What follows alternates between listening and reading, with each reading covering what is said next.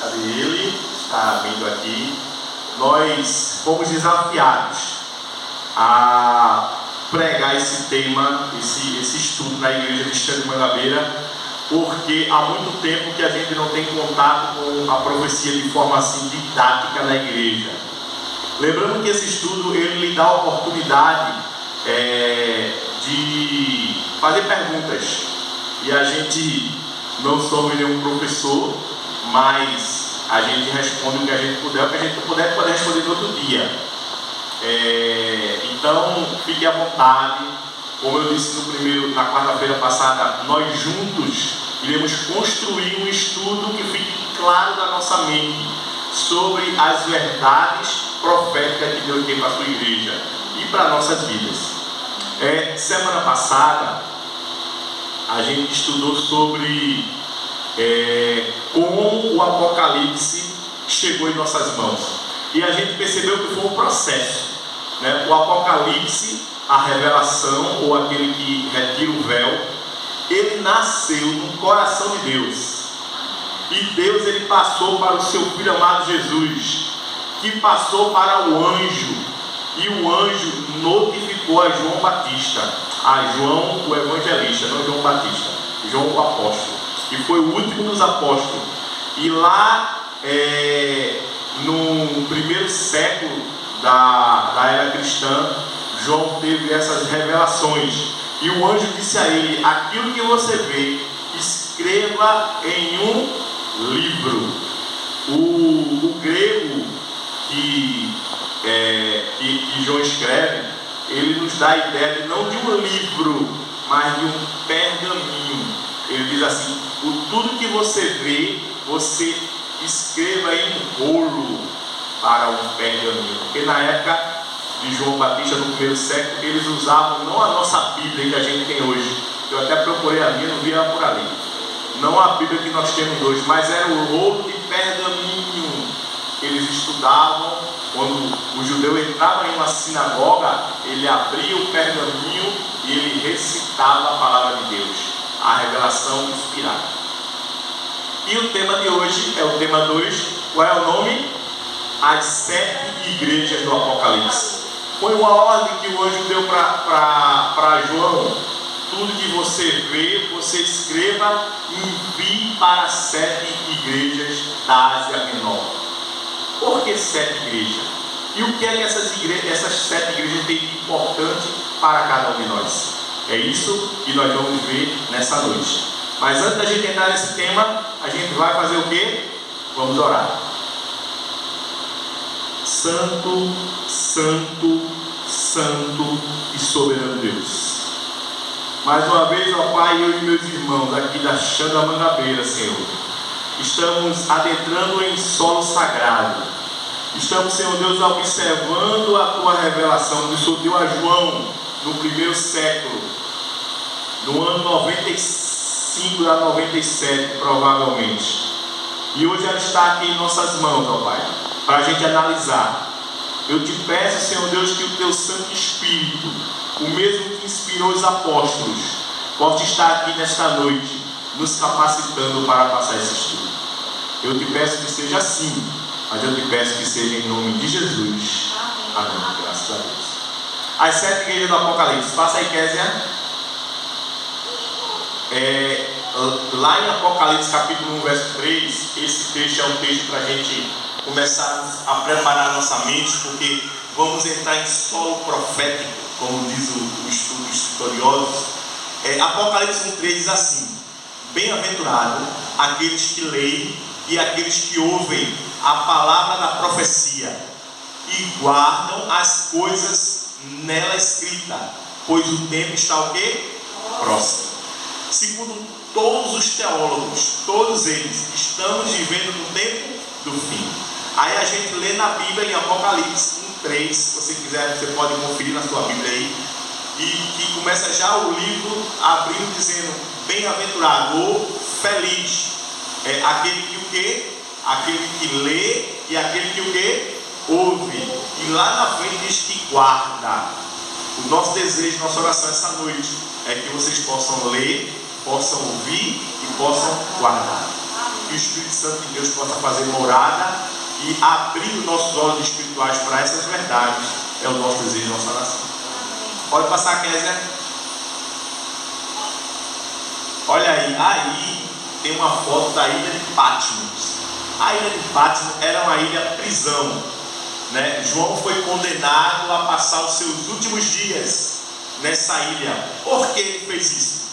Porque quando João foi o último dos apóstolos a morrer, ele foi jogado no caldeirão de água de óleo fervente. Sabe o que aconteceu com João? Nada. O imperador ficou com medo e disse: sabe uma coisa? Para esse cara não virar um mártir, para ele ficar famoso aqui na cidade, joga ele para aquela ilha lá longe, deixa ele correr lá. Ele já é um idoso. Ele já é um idoso. Mas não sabia ele que nessa ilha João ia receber uma das maiores revelações escritas na Bíblia. E serviria para nós hoje, quarta-feira, dia 15 de maio, aqui em Xande Mangabeira, para a gente observar as verdades de Deus. Passa aí, Kezinha. Uma ordem divina, aquilo que eu falei, né, para vocês, Apocalipse 1, 10 e 11. Achei-me em espírito no dia do Senhor e ouvi por trás de mim grande voz, como se de trombeta, dizendo: o que vês, escreve em um livro e manda às 7 igrejas. Opa, vamos parar um pouquinho aí, para a gente ficar um pouquinho familiarizado. Essa palavra que João diz assim: achei-me em espírito, significa o quê? Achei-me em espírito. João entrou em visão, assim como todos os profetas da Bíblia canônico, eles entrou em visão. Como assim, João, ele entrar em visão? O corpo de João estava na ilha de Patmos, mas a sua mente foi tomada pelo Espírito Santo em visão. Todos os profetas tiveram essa experiência, irmão. Daniel, Jeremias, eles tinham visões de Deus, mas eles estavam no lugar, o corpo estava, mas a sua mente era tomada em visão. E aí o Apocalipse começa a dizer que ele teve essa visão quando? No dia do Senhor. Qual é o dia do Senhor? De Gênesis e Apocalipse fala que é sábado. Isso é um problema, né? Porque a maioria da cristandade fala que é o quê? O domingo. Mas o domingo não tem na Bíblia, nem esse nome existe na Bíblia. O dia do Senhor, de Gênesis e Apocalipse, sempre foi e sempre será o sábado. Por isso que Apocalipse é interessante, né? Que ele revela a verdade. E João continua: achei-me em espírito no dia do Senhor e ouvi por trás de mim a voz de uma grande voz, como se de uma trombeta. Lembra de quando o apóstolo Paulo, lá em 1 Tessalonicenses 4,16, ele diz que quando Jesus vai voltar, virá os anjos trocando trombeta. Então quem foi que a voz que João ouviu por trás dele? Foi a voz de um anjo. Ele diz: ouvi por trás de mim grande voz, como se de uma trombeta. Um anjo chegou e começou a falar com João. E ele diz assim, dizendo: o que você vê, escreva em um livro e manda às 7 igrejas. Agora vamos entrar no conteúdo das igrejas. Quais essas 7 igrejas? Éfeso, Esmirna, Pérgamo, Tiatira, Sardes, Filadélfia e Laodiceia. Antes da gente continuar, eu vou dizer, não existia só 7 igrejas na época de João, naquela parte da Ásia. Existiam muitas igrejas cristãs, mas essas 7 igrejas eram estratégicas. Por quê? Porque ela tinha característica que serviria para vários períodos da nossa vida e da história do cristianismo até a volta de Jesus. Então essas igrejas existiam na época de João, mas ela tinha características e ia servir como períodos, entendeu? Elas iam servir como períodos. Por que período de quê, irmão? Períodos em que a igreja, toda a história passaria. E é isso que a gente vai estudar nessa noite. Alguma pergunta? Continuamos. Se tiver alguma pergunta, pode levantar a mão e a gente vai lá. E é isso aí que fala essa segunda parte. No tempo de João, a província da Ásia estava dividida em 7 distritos postais, cada um tendo como seu ponto de partida uma das 7 igrejas mencionadas por João. Então, cada cidade daquela época tinha uma igreja. Agora, isso significa que era igreja diferente como tem hoje? Não. O cristianismo autêntico foi fundamentado e idealizado por Jesus. E ele deixou os seus apóstolos para disseminar a doutrina e a verdade. Irmãos, acreditem, não eram para a gente ter tantas igrejas. Existe uma enciclopédia britânica, escrita por Edward Gibbon, que diz que hoje tem mais de 35 mil religiões cristãs, quando Cristo só fundou uma igreja. Tem alguma coisa errada, não tem não? Cristo fundou uma e hoje temos 35 milhões. A gente tem uma ideia, porque quando a gente vai à Bíblia, que é a fonte primária, a gente diz assim, ó, o problema foi que hoje as igrejas saíram da doutrina de Deus e começaram a inventar doutrina de homens. E é por isso que está assim de igreja. Mas Deus fundou uma igreja. Passa aí, Kézia. Olha aí, essas igrejas existiam no dia de João e simbolizavam 7 períodos pela quais passaria a igreja cristã, da primeira até a segunda vinda de Cristo. Entendeu essa parte, né? Lembre-se, a igreja vai simbolizar períodos. Que períodos? Período de perseguição, período de fome, esse período que a gente está, que é o período da volta de Cristo, o tempo do fim. Essas 7 igrejas simbolizam. O Apocalipse, ele é muito importante, mas ele é um livro que tem simbologia, mas ele mesmo dá o significado da simbologia. Isso é o que é maravilhoso em Apocalipse. Passa aqui, essas 7 cartas, ela era interessante, ela tinha um padrão. Qual é o padrão? Todas as 7 igrejas recebiam uma apresentação, que era o quê? Que era algo divino, uma revelação, que era Deus que estava mandando. Todas essas 7 igrejas recebiam um elogio, elas recebiam um elogio. Todas essas receberam uma reprovação, quer dizer, não todas, mas a maioria receberam uma reprovação. E todas elas receberam um conselho, e todas elas receberam uma promessa. Esse era o padrão da carta de João, escrito para as 7 igrejas. Até aí tudo bem? Vamos passar. A primeira igreja que a gente vai estudar essa noite é a igreja de Éfeso. Éfeso é chamada a igreja do período apostólico, o período da doutrina pura e santa. Sabe, imagina você estar numa igreja em que o culto estaria o apóstolo Paulo pregando, ou num banco ao seu lado.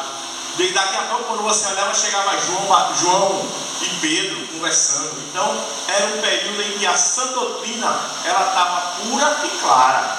Se bem que no final da igreja de Éfeso, a gente já percebe um declínio para a deturpação da sã doutrina. Mas era a igreja pura, era a igreja mais que não tinha problema. O problema que tinha era muito pouco. Vai passando, Kézia. A igreja de Éfeso ficava, obviamente, na cidade de Éfeso. E essa cidade era a principal cidade da província romana.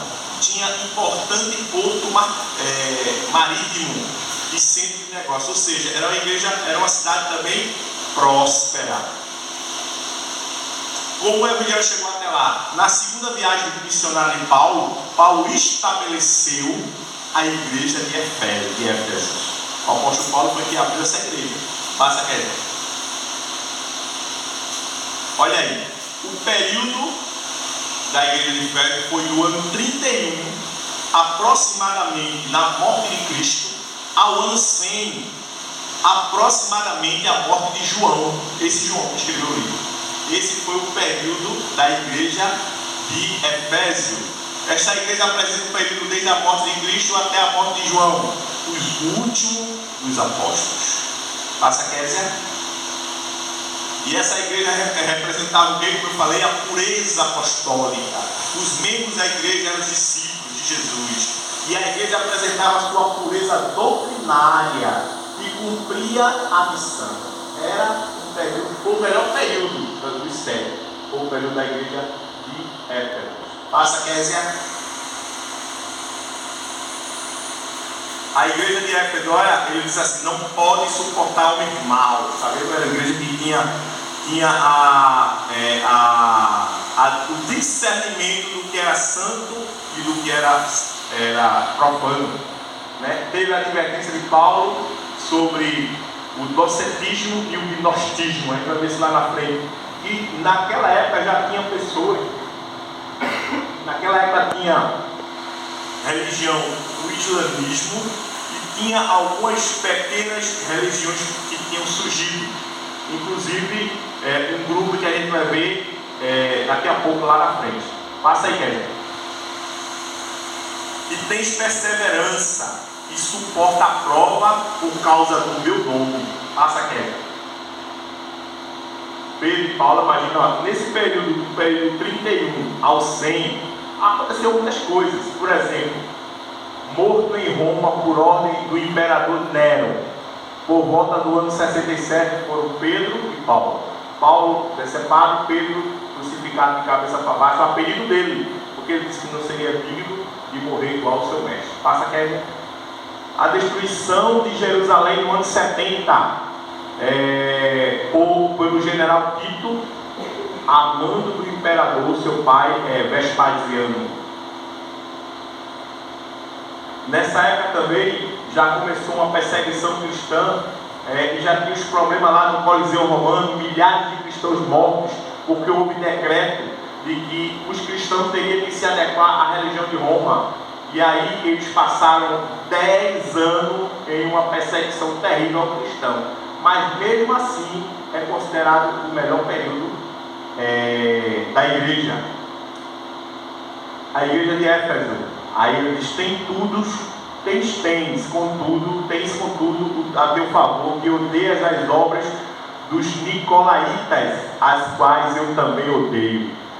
Os nicolaítas eram uma dissensão de alguns irmãos que tinham conhecido o Evangelho, tinham se convencido do Evangelho, mas duvidavam da divindade de Cristo. Eles achavam que Cristo não era divino. E o principal percussor dessa ideia foi Nicolau. E os seus seguidores eram os nicolaítas. Era um povo terrível. Passa, Kevin.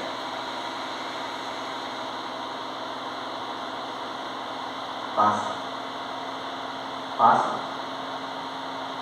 Aí vem a reprovação. Ele diz, abandonou o primeiro amor. Está vendo? Já no final ele já começou a declinar. O que é abandonar o primeiro amor? Quando você se batiza na igreja, quando você conhece a verdade, você tem um fogo dentro de você, sabe? Mas quando você passa assim 20 anos, 30 anos de igreja, parece que você está com a fé, mas você já não está como antigamente, né? Se você olhar para trás, talvez você já não dá estudo como antigamente, você já não anda fazendo a obra do Senhor como antigamente. Essa é uma forma de falar de que você está perdendo o seu primeiro amor. E foi isso que aconteceu com a igreja de Éfeso, né? Mas um conselho aí, como as outras tiveram, essa também teve: arrepende-te e volta à prática das primeiras obras. Promessa: se alimentar da árvore da vida, que se encontra no paraíso de Deus. Era uma igreja pura, era uma igreja santa, mas doutrinariamente já estava tendo algum declínio. Aí a gente vai começar a ver igrejas que foram perseguidas. Passa aí, Kézia. A segunda igreja, Esmirna começou aí com uma aparente bonança, mas depois uma perseguição. Ela compreende o período 100, que foi da morte de João, ao período 313. Nesse ano houve algo importante. Esta igreja representa o período desde a morte de João até a assinatura do Edito de Tolerância de Milão, escrito por Constantino. Constantino era o imperador deste ano, e ele, através de uma das suas batalhas, ele teve uma visão, e na visão ele viu na nuvem uma cruz, e ele disse que foi por causa dos cristãos que ele venceu essa batalha. Então ele fez um edito de tolerância religiosa para que ninguém mais perseguisse os cristãos. Aquela perseguição que eu falei dos 10 anos foi muito sangrenta. Nesse edito de Constantino parou, e ele começou agora a se converter ao cristianismo entre aspas, porque todos os historiadores têm algo em comum. O Constantino era político e ele queria unir o império. E como o cristianismo, por causa da igreja de Efésio, tinha crescido muito, ele começou a perceber que ele precisava dos votos e do apoio dos cristãos. Então ele se converteu, entre aspas, para o cristianismo, chegou até a se batizar, né? O pastor Arilton de Oliveira foi lá nesse prédio, tem um prédio lá até hoje na Itália, chamado o Batistério Octagonal. Tem um prédio, vai aparecer aqui. E lá o Papa Silvestre, ele batizou Constantino e ele, entre aspas, falou que tinha sido convertido. Passa aí, Kevin. Diocleciano, esse aí foi um dos grandes perseguidores, teve vários, a gente vai ver daqui a pouco. Esta foi a última vez essa foi a última e talvez a mais sangrenta perseguição aos cristãos do Império Romano. Em 303, Diocleciano, Maximiano, Galério, Constâncio Cloro emitiram uma série de editos que revogavam direitos legais dos cristãos e exigiam que este cumprisse a prática religiosa deles. Foi 10 anos de peleja, irmão. O couro comeu para os cristãos da época. Mas aí veio Constantino para Sequésia e emitiu esse decreto, né? Essa visão que ele teve, aí já passou para Sequésia. Constantino sendo batizado pelo Papa Silvestre para Sequésia. Nesse prédio aí, ó, Batistério Octagonal. O pastor Arilton foi ver lá, onde ele foi batizado. E está lá até hoje esse prédio, onde houve uma manipulação da fé. Eu acho assim que desde esse dia que a política entrou na igreja, e segundo os religiosos da época, dizem que costumes pagãos entraram no cristianismo e o cristianismo nunca mais foi o mesmo. Aquela doutrina sã e pura da igreja de Efésio foi totalmente pervertida. Passa aí, Kezinha.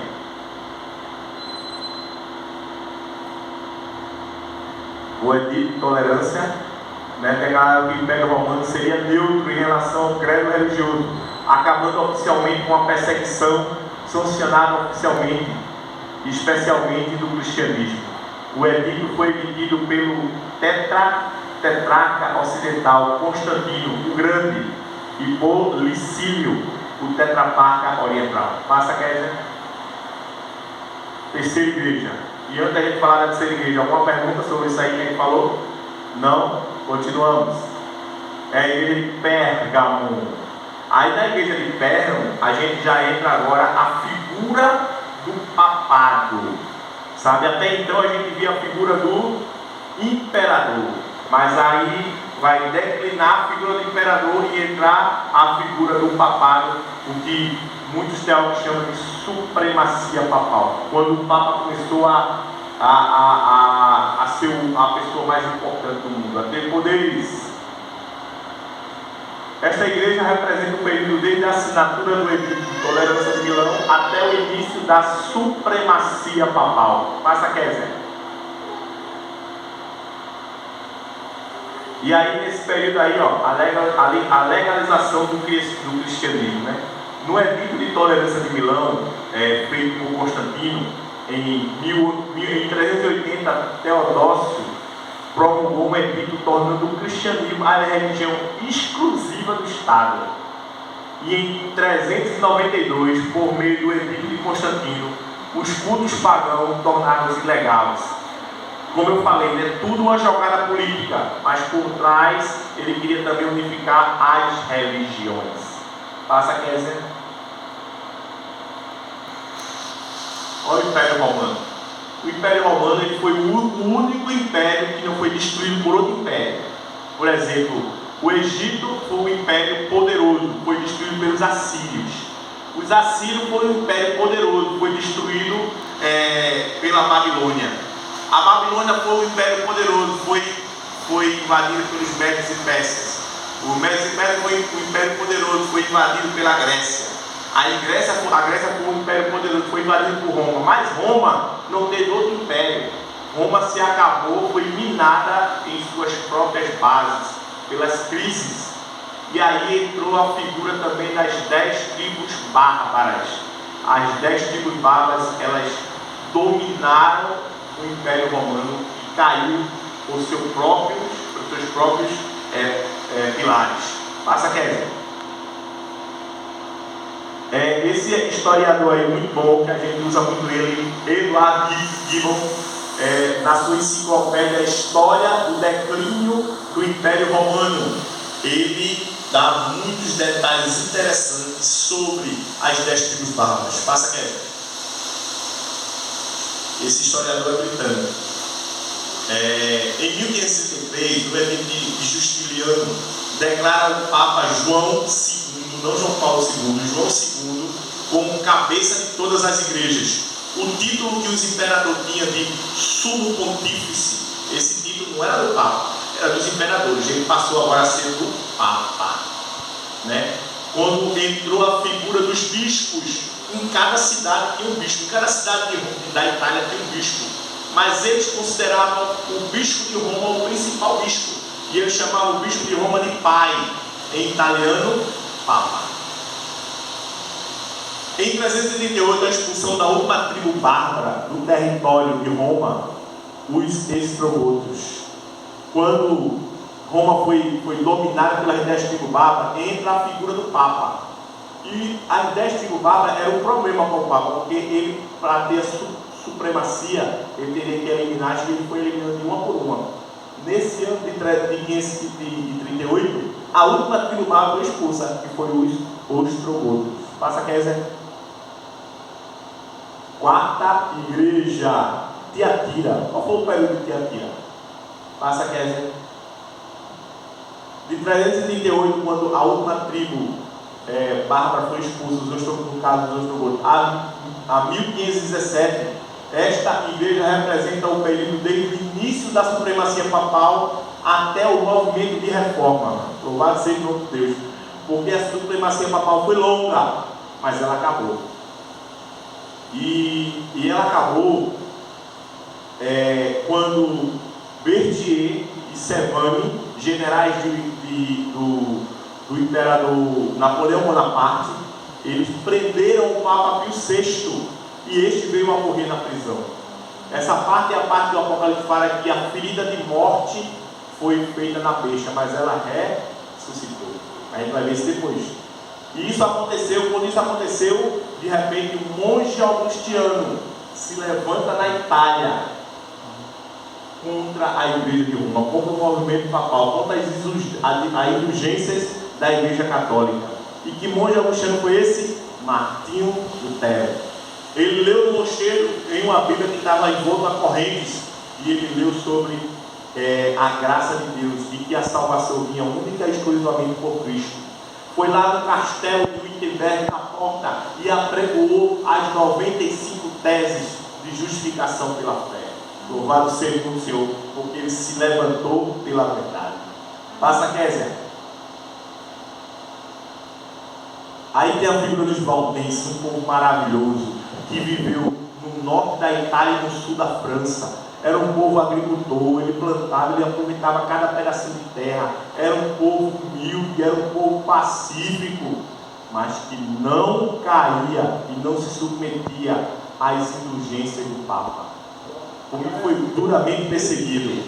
Parece que tem um filme dele. Tem um filme dos valdenses, tem sim, já assisti. Muito bom, é antigo ele. Pode passar, Kézia. Olha aí, ó. Quando eles viviam ali, camponês, um povo muito pacífico, mas muito inteligente, viu? Guardou a verdade por um tempo. Passa, Kézia.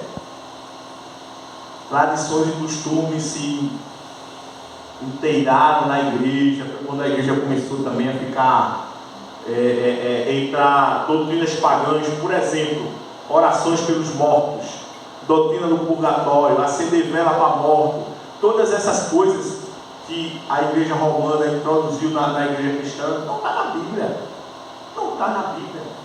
É imortalidade da alma, adoração ao domingo como dia do Senhor. O domingo é o dia do Deus Sol. Quando você adora ao domingo, a Deus do domingo, você está adorando a outro Deus, não ao nosso Deus verdadeiro. Então essas doutrinas começaram a ser introduzidas dentro da igreja e deturpou a sã doutrina. Passa, Kevin. Olha ele aí, ó. No castelo de Wittenberg. Esse homem é uma bênção, viu? Eu gosto muito da história do Martinho Lutero. Martinho Lutero se levanta diante da dieta de Warner. Chamaram ele para falar sobre as suas teses. E ele foi pedir todo o crédito. E ali disseram para ele: não vá, Lutero, porque se você vai ser morto. E realmente ele ia ser morto. E Lutero disse: eu vou. Se daqui para o Warner tiver mais demônios no telhado do que casas, eu vou. E lá me levantarei pela verdade. E ele foi. E lá ele se levantou pela verdade. Martinho Lutero foi sequestrado pelo sábio da Saxônia. E ele mandou levar Martinho Lutero para um mosteiro. E ele disse, eu me emociono muito com essa história, que ele disse assim para os seus guardas: leve ele para um lugar que eu não conheça, porque se eu for preso, torturado, eu não saberia onde ele está. E quando todos pensavam que Martinho Lutero estava morto, ele traduziu o Novo Testamento para o alemão. Um homem de Deus, lá enclausulado, ele trocou seu nome pelo Seu Jorge, o nome de Seu Jorge. Lá ele viveu. Lá está hoje aquele monastério, ainda está lá até hoje. Muitos que vão, aquela localidade da Itália, vão visitar aquele monastério onde Martinho Lutero estava, e lá ele viveu, morreu, casou-se, teve 6 filhos, e morreu como professor de teologia, pregando a verdade. Passa, Kézia. Quinta igreja, estamos chegando no fim, é a igreja de Sardes. Que período representa Sardes? Passa, Kézia. Do período de 1517 ao período de 1598, esse período é especial também. Esta igreja representa um período desde o movimento de reforma ao protestantismo até o fim da supremacia papal. Então, nesse período, ali começou realmente a acabar com o fim da supremacia papal. Passa, Kézia. A igreja de Sardes, a reprovação dela: tens nome que vive, mas estás morto. Conselho: guarda o que tens recebido e ouvido, senão vigiarás, virei como ladrão. Se não vigiares, virei como ladrão. Olha aí, com uma reprovação séria, um conselho também um pouco sério. Passa, Kézia, estamos chegando. Nesse período também teve um massacre de São Bartolomeu. Isso aí foi quando os cristãos foram perseguidos pela igreja romana em um casamento que foi meio arranjado por um católico e um protestante, que eles queriam ver se colocavam paz na França. Pelo contrário, houve grande perseguição. Nessa noite, a gente estava falando até no Rio Grande do Sul, de corpos boiando.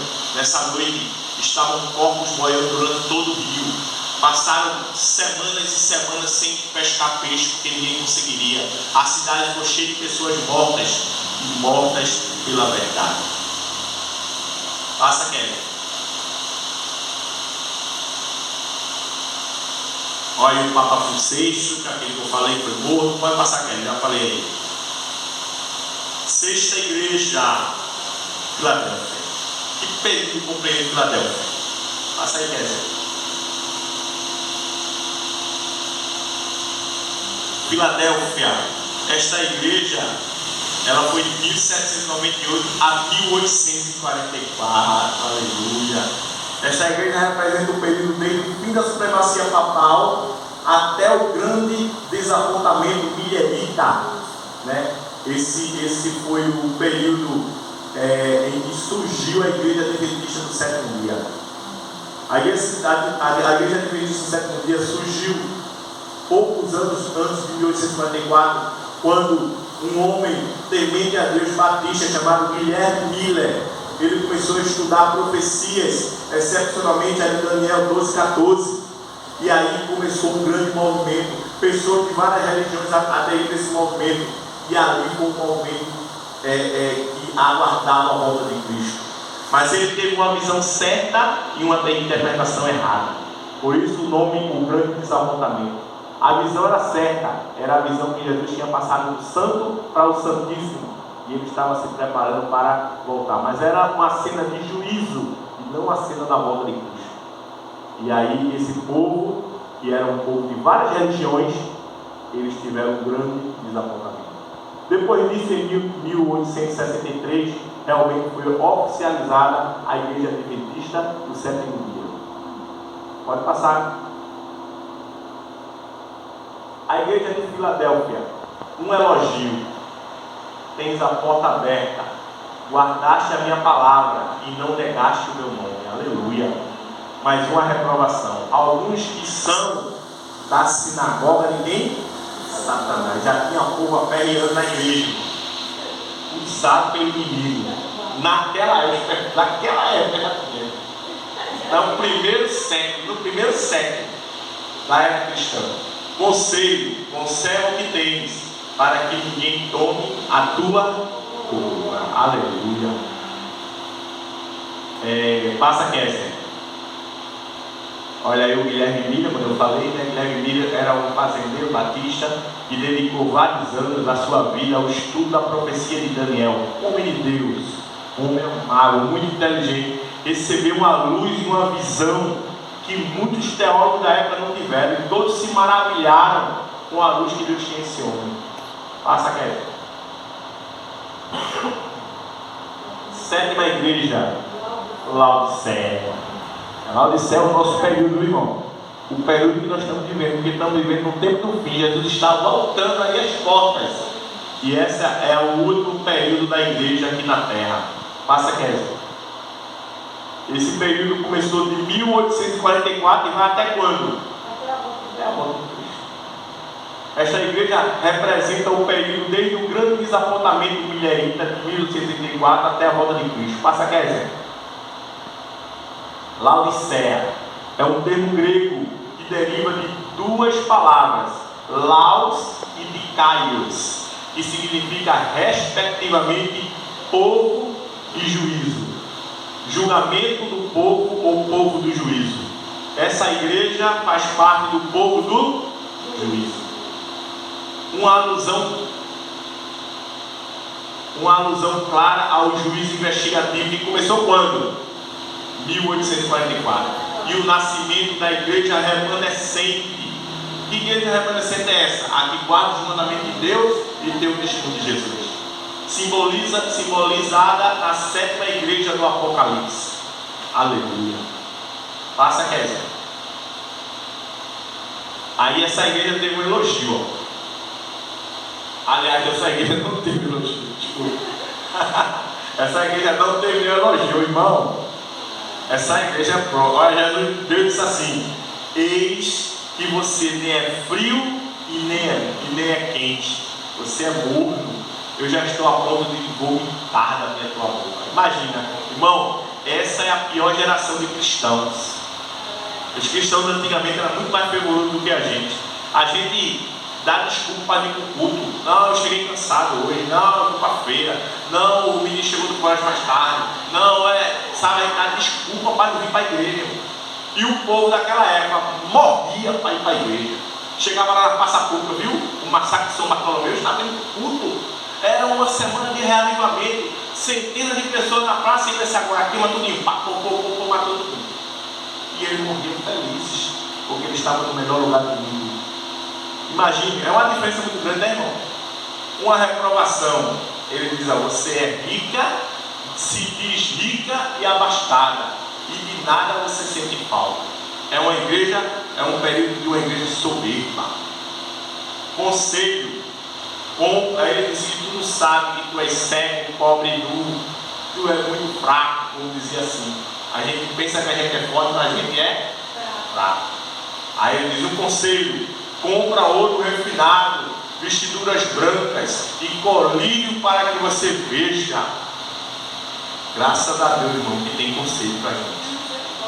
Tem conselho. Não teve elogio, mas tem conselho. Imagina se tivesse nem elogio nem conselho para essa igreja no tempo do fim. Mas louvado seja o nome de Deus, irmão, que a gente é laodiceano, mas a gente é remanescente. A gente está cumprindo, estudando a profecia, para a gente não ser morno, para a gente ser fervoroso. Passa, Kézia. Estamos terminando. Laodiceia possui o maior centro de quê? Da Ásia Menor, especializado no câmbio de ouro, moedas estrangeiras. No coração da cidade ficava uma das maiores escolas de medicina do mundo antigo, famosa por curar os olhos. Olha, você percebeu os conceitos que ele falou, tudo em relação à propriedade da própria cidade, a partir de um colírio à base de sulfato, abundante na região. Possuía um centro têxtil que produzia e exportava tecido fino. Aí ele diz: ó, o cara tem as melhores roupas lá, esse aconselho de mim que compre vestes brancas, sagradas, aleluia. Passa, Kézia. Eis que estou à porta. Irmãos, esse é o período das 7 igrejas, representando todos os períodos da nossa história cristã. E eu e você estamos nesse último período aí, viu? Laodiceia. Temos que nos acordar para a vida. Justamente para esse que estou acordado, é justamente para trabalhar o dedo do outro e agora. Exatamente. Estou a porta. Se alguém abrir, entrarei e cearei com ele. Amém? Jesus, ele não desiste da igreja de Laodiceia. Mesmo que ela seja rebelde, mesmo que ela seja morna, mas é a igreja de Deus, irmão. Você e eu temos muito valor. Passa, Kézia. Já acabou, viu? Acabou. Deus nos abençoe.